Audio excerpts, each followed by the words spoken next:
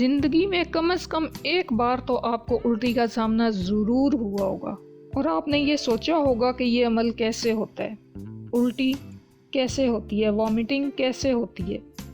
تو الٹی کیا ہے؟ الٹی معدے کا مواد زبردستی باہر نکلنا ہے۔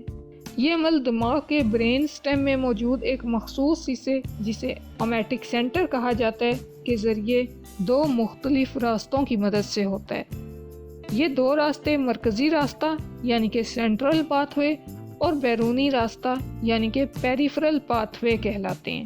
مرکزی راستے میں وہ سگنلز شامل ہوتے ہیں جو براہ راست دماغ کے مختلف حصوں جیسے سیریبیرل کارٹیکس، برین سٹیم کے حصے تھیلیمس، ہائپوتھیلیمس اور ویسٹیبیولر سسٹم سے آتے ہیں۔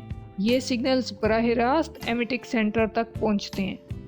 بیرونی راستے میں سگنلز ویگس اور سپلینک نروز کے ذریعے آتے ہیں جو معدے کے ریسیپٹر سے جڑے ہوتے ہیں۔ یہ سگنلز یا تو براہ راست ایمیٹک سینٹر تک پہنچ جاتے ہیں یا برین سٹیم کے ایک اور حصے کیمو ریسیپٹر زون جسے CTZ کہا جاتا ہے اس سے ہو کر گزرتے ہیں۔ Chemoreceptor zone blood brain barrier سے باہر ہوتا ہے جس کی وجہ سے یہ گردش کرنے والے زہریلے مادوں یعنی کہ ٹاکسنز کے اثر میں ہوتا ہے۔ اگر زہریلے مادوں کی مقدار غیر معمولی ہو، اس میں بیکٹیریا ہوں، میٹابولک پروڈکٹس ہوں، مخصوص ادویات ہوں، تو CTZ ایمیٹک سینٹر کو سگنلز بھیج کر الٹی کا سبب بنتا ہے۔ CTZ میں مختلف نیورو ٹرانسمیٹرز کے ریسیپٹرز ہوتے ہیں جن میں نیوروکائنن، ڈوپامن، سیروٹونن، ایسیٹائل کولین اور سبسٹینس P شامل ہوتے ہیں۔ ہر ریسیپٹر کی تحریک متلی اور الٹی کی جانب لے جاتی ہے۔ NK1 ریسیپٹر ایمیٹک سینٹر اور CTZ دونوں میں کثرت سے پائے جاتے ہیں۔ سبسٹینس P NK1 ریسیپٹر سے مضبوطی سے جڑتا ہے اور یہ الٹی کے حتمی راستے یعنی کہ فائنل کامن پاتھ وے میں اہم کردار ادا کرتا ہے۔ الٹی 3 مراحل میں ہوتی ہے: پری ایجیکشن، ایجیکشن فیز اور پوسٹ ایجیکشن فیز۔ الٹی سے پہلے کی حالت پری ایجیکشن فیز، الٹی کا عمل ایجیکشن فیز، الٹی کے بعد کی حالت پوسٹ ایجیکشن فیز۔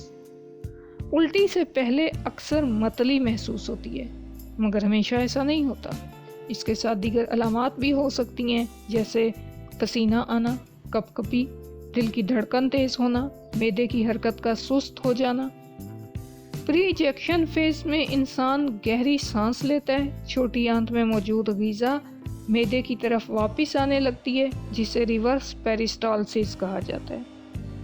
پائلورک اسفنکٹر جو معدے اور چھوٹی آنت کے درمیان ایک والو ہے اور معدے کی دیواریں ڈھیلی ہو جاتی ہیں تاکہ معدہ غذا سے بھر جائے۔ ایجیکشن فیز کا آغاز ریچنگ سے ہوتا ہے۔ اس دوران سینے، ڈایافرام اور پیٹ کے پٹھے شدید سکڑ جاتے ہیں، پائلورک اسفنکٹر بند ہو جاتا ہے، پیٹ کے اندر دباؤ بڑھتا ہے، سینے کے اندر دباؤ کم ہو جاتا ہے۔ اس عمل کے دوران معدے کا اوپری حصہ اتنا دب جاتا ہے کہ وہ عارضی طور پر غذائی نالی یعنی کہ ایزوفیگس میں داخل ہو جاتا ہے۔ ریچنگ کے دوران غذائی نالی اور سانس کی نالی کے درمیان راستہ بند ہو جاتا ہے تاکہ غذا سانس کی نالی میں داخل نہ ہو۔